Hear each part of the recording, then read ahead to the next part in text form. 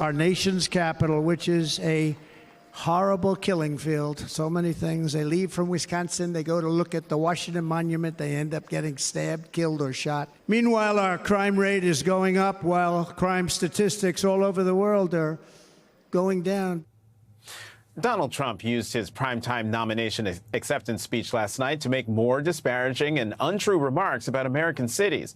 Trump's smears are belied by federal data that shows the overall number of violent crimes, including homicide, declining during President Biden's term. This time, Trump avoided including his horrible city comments, the host city, Milwaukee, where 50,000 people were enjoying a successful and safe Republican convention. Trump even thanked Milwaukee during his speech last night. And a very special thank you to the extraordinary people of Milwaukee.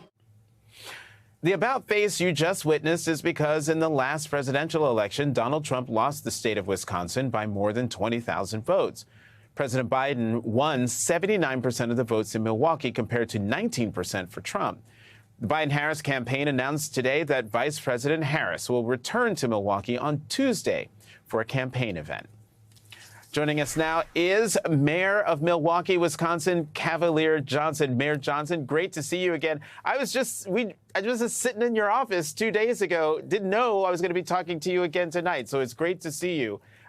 As you know, I was among the 50,000 people who enjoyed a safe and secure Republican convention. There was a huge law enforcement presence, but what else do you attribute to its success? Well, nice to see you again, Jonathan. And yes, we did have a safe and successful Republican National Convention here in Milwaukee. And look, there were a lot of people from the Secret Service to the Milwaukee Police Department led by Jeffrey Norman, the Milwaukee Fire Department led by Aaron Lipsky, that contributed to making sure that we had a safe convention for every single person who came here, the 50,000 or so individuals that came to Milwaukee. But it wasn't just them alone. We had a number of volunteers on the ground from Milwaukee that were assistive to the people who were here, and citizens, just regular citizens in our city who interacted with the folks who were attending the RNC and were not just welcoming, but also made sure that if something was going on, that they knew what to do. Right, and I met some of them. They would slink up and say hello. It was very nice.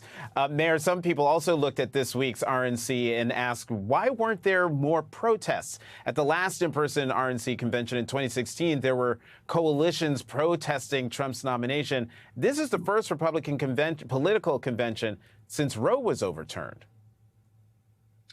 Yes, and on Monday, there was a sizable protest here in Milwaukee.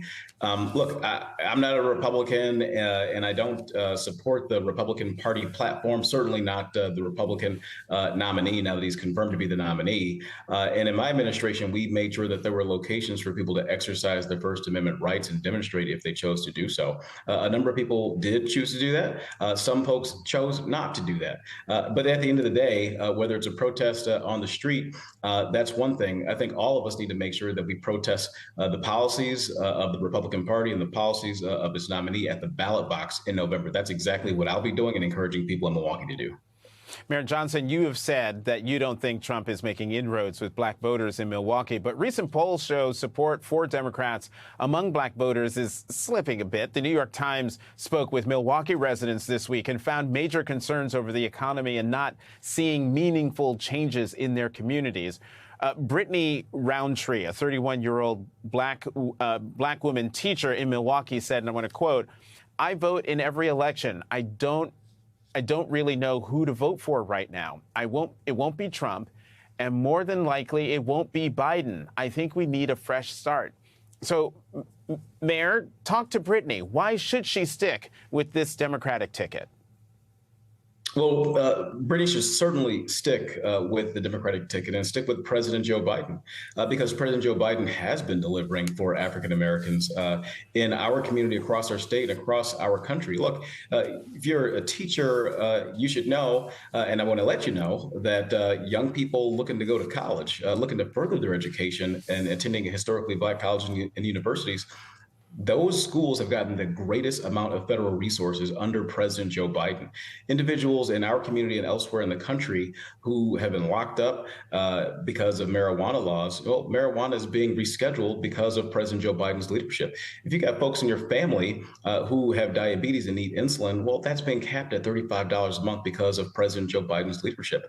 There's a black business boom that's happening, not just in Milwaukee, but elsewhere in the country because of President Joe Biden's leadership. We got lead service lines in Milwaukee, half of lead service lines in the state of Wisconsin. Well, President Joe Biden's leadership and the vice president's leadership is looking to remove all of the lead service lines in Milwaukee out of the ground. So we have more public safety and more public health. The list goes on and on and on. But President Joe Biden is delivering for the people of Milwaukee, for Wisconsin, and across the country. Milwaukee Mayor Cavalier Johnson. Mayor Johnson, great to see you again. Thank you for coming to The Last Word. Thank you.